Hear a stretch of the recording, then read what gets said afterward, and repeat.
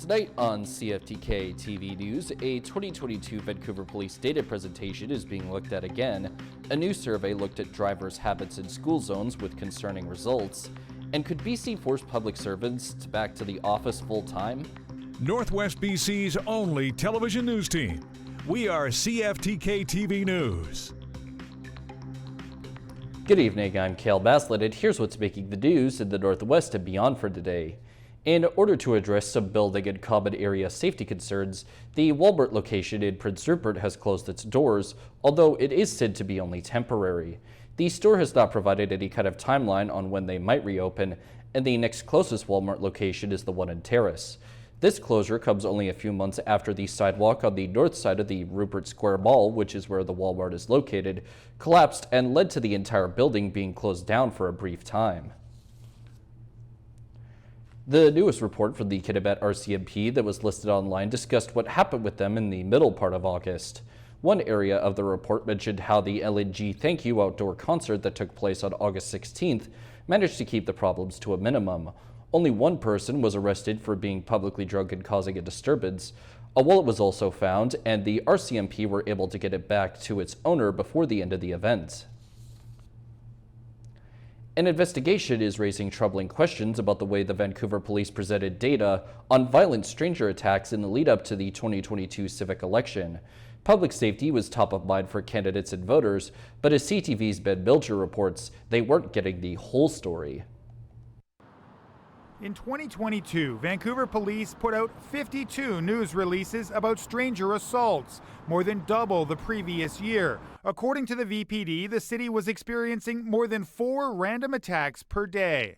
This situation that we've been dealing with for a number of months involving seemingly random and unprovoked attacks is an ongoing concern. The issue of public safety dominated that year's municipal election. Then ABC mayoral candidate Ken Sim promised to hire 100 additional frontline officers if elected.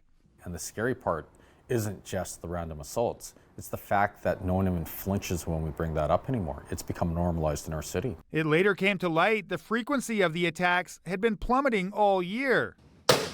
CTV News Freedom of Information requests reveal police were aware news of these attacks was causing, quote, fear and anxiety among the public.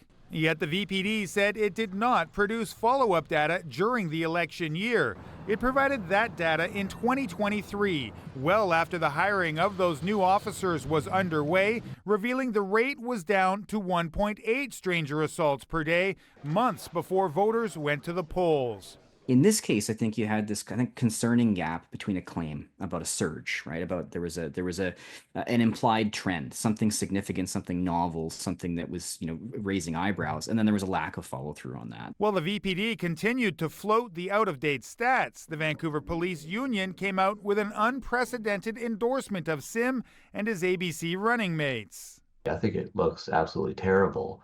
And I'm not the only one who was saying this at the time, right? A lot of people are being critical of it. It took 14 months for VPD to provide the information requested by CTV News, despite BC law requiring requests to be handled within 30 business days.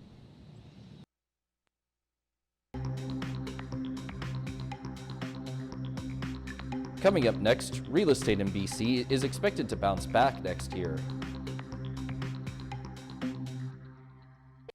Welcome back. After months of sluggish sales, the BC Real Estate Association is predicting a turnaround for 2026.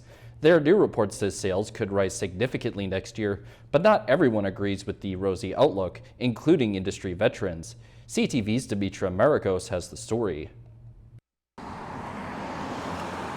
things starting to look up in the Vancouver real estate market? We are expecting, as that uncertainty fades, for sales activity to normalize. In its most recent housing forecast, the BC Real Estate Association says although residential sales are forecasted to fall just over 2%. Over the next second half of this year into 2026, we expect things to normalize, back to about 80,000 sales next year. A nearly 11% increase. And prices? We are expecting that prices are going to stabilize over the next year and maybe grow 1 or 2% in 2026. He says part of the reason for the slower markets? The first half of this year is really dominated by tariffs. My thoughts are, those are predictions. Vancouver realtor Lauren Goldman says he isn't sold. Reports he read paint a different picture. In a recent RBC house market forecast, prices will decline in the later half of 2025 and into 2026, with Ontario and BC experiencing the steepest drops due to high inventory levels and strong competition among sellers. And Goldman says there are too many variables to know what will happen next, like What are the tariffs going to look like? or What are the interest rates going to look like? and, What's the inventory going to look like? and adds his attitude is, Who's right? We don't know. however, one thing he knows for sure, We'll come back. Vancouver's still a great place to live. but no one has a crystal ball. When it comes back, well, nobody knows. Dimitri Marigo, CTV News, Vancouver. In just a couple of weeks, students will be heading back to school, but a new survey has found that drivers aren't following the rules in school zones, putting kids' lives at risk.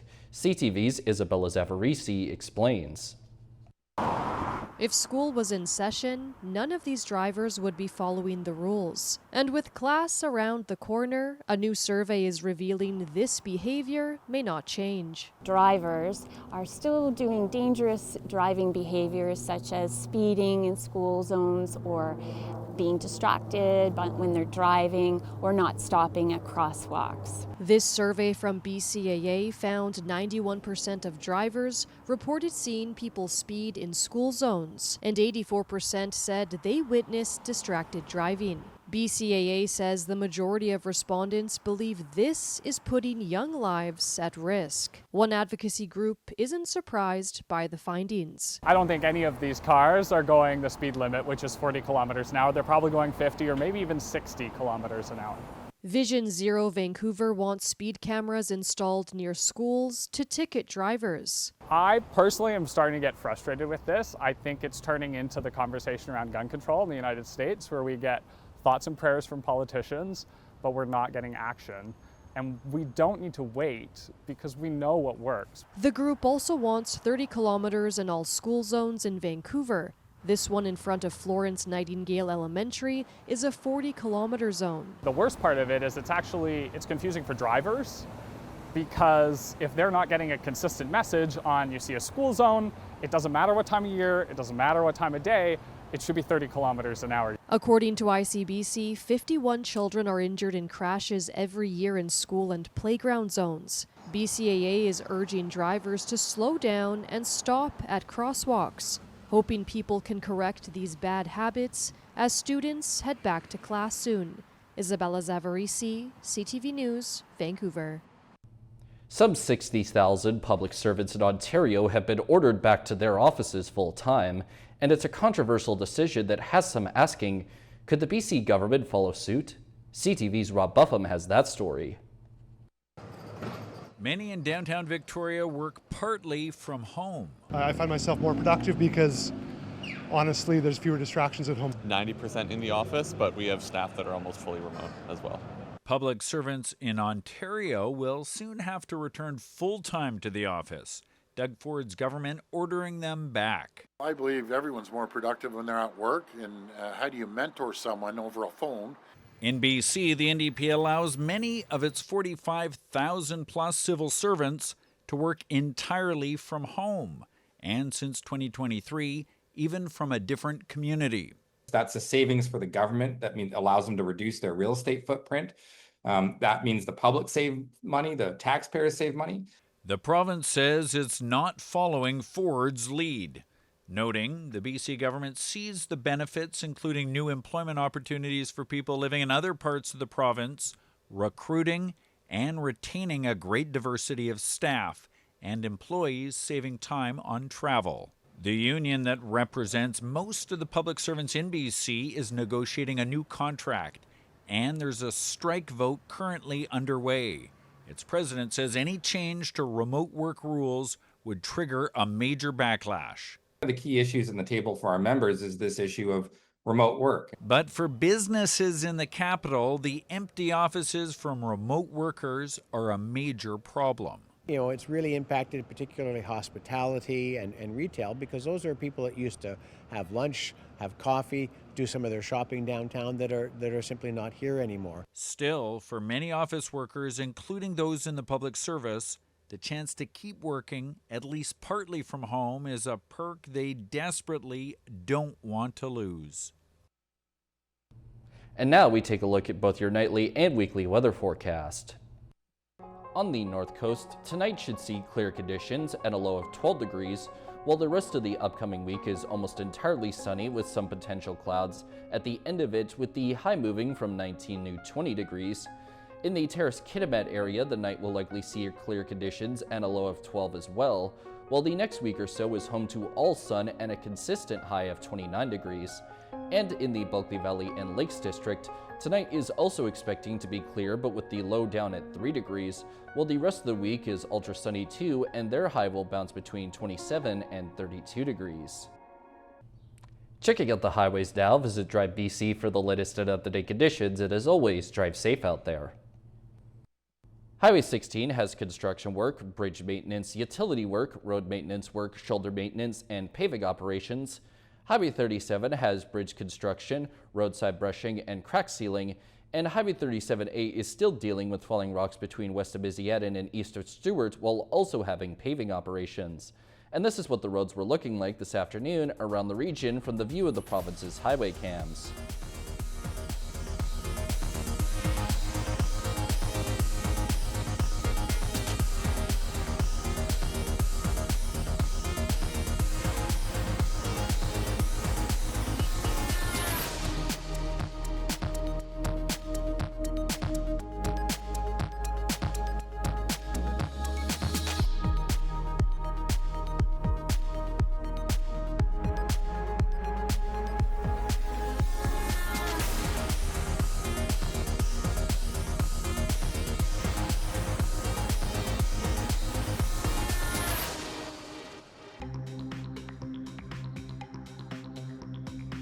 Still to come, more than a few Air Canada customers aren't happy with the airline.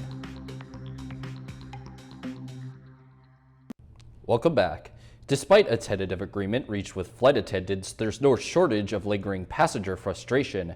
Many have accused Air Canada of being unwilling to book them on the next available flight home. With more on the complaints and the regulations supposed to protect customers, here's Adria Gobriel. The Britton family's European summer adventure ended with their scheduled flight home with Air Canada cancelled. It felt like at every step of the way, instead of trying to provide a solution, it was, you can have a refund. Please have a refund. And we knew that that was really just a way of them absolving themselves of the responsibility. According to the Canadian Transportation Agency's regulations, if an airline can't rebook you on their airline following a cancellation, a customer may choose a reservation from the next available flight that is operated by any carrier. The Britons found the next available tickets on a United flight from Italy to Kelowna. Air Canada declined to book them. They said they didn't have access to it. Stuck in Lisbon, Kyla Kumar also reached out to CTV News after Air Canada refused to rebook her family on a Delta flight home. Very clear refusal to book us on another carrier. CTV News also received an audio recording of an Air Canada agent refusing to rebook a customer because there was only a business class seat available. You are required to put me in that space. That is something you can take up with customer relations to see why is that not being offered, because on our end we have to maintain the same cabin. If only business class seats are available on next available flight, they have to rebook you. Passenger advocates say Air Canada is knowingly breaking federal regulations for financial gain. There is sufficient ground here to lay criminal charges. Somebody should be doing an outreach to the CTA and saying, okay, guys, how are you going to handle this one? CTV News did ask the Canadian Transportation Agency what they're doing to hold Air Canada responsible for breaking federal passenger protection regulations. The CTA didn't directly answer the question, saying in part that their enforcement team is actively looking into the situation and will take appropriate action as necessary. The CTA is supposed to be the regulatory body that protects Canadian citizens. And again, these things happen. and there's really been no improvements. CTV News has given Air Canada 2 days to respond to our questions. They've yet to return our email. Adrian Gabriel, CTV News, Mississauga, Ontario. The FIFA World Cup is still nearly a year away, but Vancouver's hotel room shortage is already in play.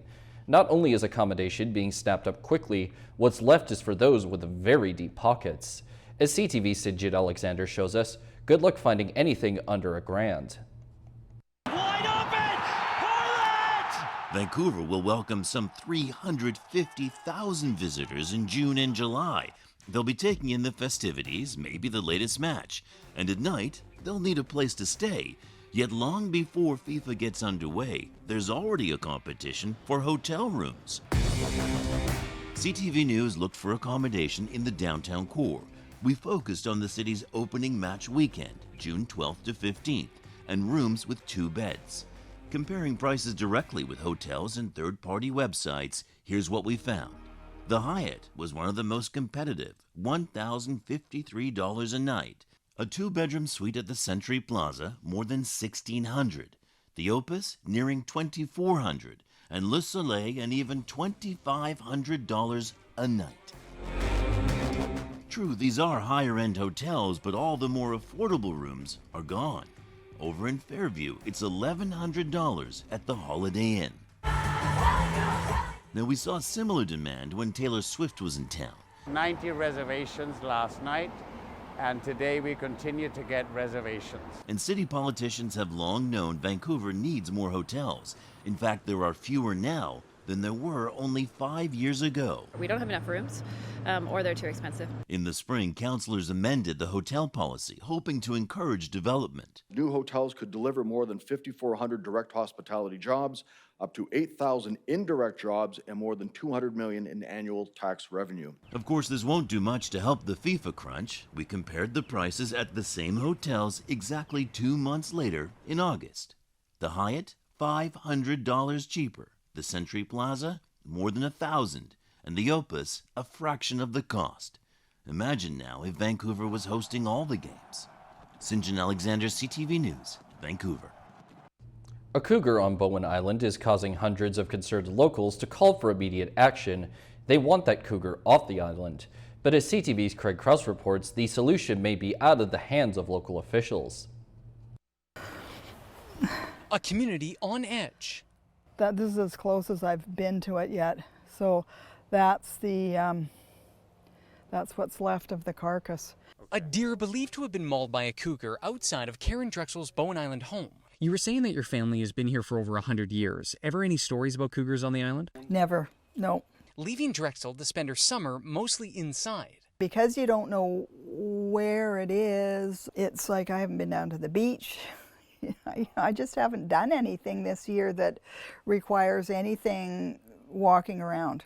Now, after a year of numerous sightings, locals have banded together. We got 229 signatures in just 6 days, so I think that's quite a noticeable and important response. Calling on Bowen Island officials to take action. Obviously, with pets and kids and livestock on the island, there's always a concern about what having a predator like a cougar could mean for the safety of residents. Although the mayor says it's not within the municipality's power to make the decisions. We work and liaise with the British Columbia Conservation Officer Service, who has the ultimate authority as to whether to let the cougar be or to tranquilize it, euthanize it, relocate it. The Conservation Officer Service told CTV News that the last report of the big cow was on August 12th during the early morning hours with a deer kill in what it described as natural cougar behavior. Writing in a statement, over the last year, reports have been infrequent and haven't involved the cougar showing aggression towards people. It is not the mandate of the COS to create predator-free zones. They are really good at that answer. You know, a cougar's going to do what a cougar's going to do. Until someone's attacked. Exactly. And that's too late. I mean, honestly, that is too late. With recent cougar attacks, the community is hoping the animal can be corralled and removed safely before someone is the victim. Craig Krause, CTV News, Bowen Island. And now we turn our attention to how the stock markets are looking as of today compared to yesterday. The Canadian dollar is up 22/10 of a cent, the price of gold is up $36.90, oil is up 14 cents, natural gas is down 11 cents, aluminum is up $4, in Toronto the TSX is up 277.70 points, and the Venture Index is up 17.78. In New York, the Dow Jones is up 846.24, and NASDAQ is up 396.23. Still ahead, fans are lining up to get their piece of history prior to an Oasis concert. Welcome back. Toronto's buzzing as a highly anticipated reunion tour finally lands in North America. Before long, Oasis will take stage at Rogers Stadium, and ahead of their shows, fans are lining up to pay for a big piece of Britpop history. CTV's Sean Leathon explains. It can be a t-shirt, an iconic bucket hat, a shot glass, or an Adidas jersey. An array of Oasis merchandise at this pop-up shop has fans grabbing what they can. They're one of the greatest rock and roll bands of all time. It's a pretty big deal. After a 15-year hiatus, the group is coming together for a reunion tour. The Oasis Live 25 World Tour is set to hit Rogers Stadium this Sunday and Monday, one of only 5 North American stops, and this is a chance for many fans to prepare. I'm trying to actually cosplay as Liam on Sunday, so I was trying to go as much of a dark fit as humanly possible. Oasis faithful were lining up outside OK Studios at 468 Queen Street West as early as 7:30 this morning. There's a nice buzz here. There will be a buzz at the concert. I'm sure people will be buzzing about it for days after. For many here, these concerts will be their first chance to see Oasis, as their music seems to cut across generations. 90s rock style is very nostalgic for a lot of us. We grew up with our dads and older brothers playing this music. When doors opened, fans started filing in, making a straight line for the Adidas jerseys. I want to get those Adidas. They're a special collaboration, and they're selling like crazy. It's a little bit of madness in here, just a little bit. With prices ranging from $80 to $190, there was no hesitation. It feels amazing. I can't believe it. Yeah, it's amazing. Yay! And because the Adidas merchandise are the hottest items, there is a limit, just 2 per person. For all the other merchandise, it's fair game, so there were some big hauls. I grabbed everything I saw that looked cute. So I grabbed a black Oasis shirt, a white Oasis shirt, a black Oasis shirt. Lots of fun stuff, tour program. Bucket hat, must have. Parka, must have. I'll bring the attitude as well. The bucket hats that I said so.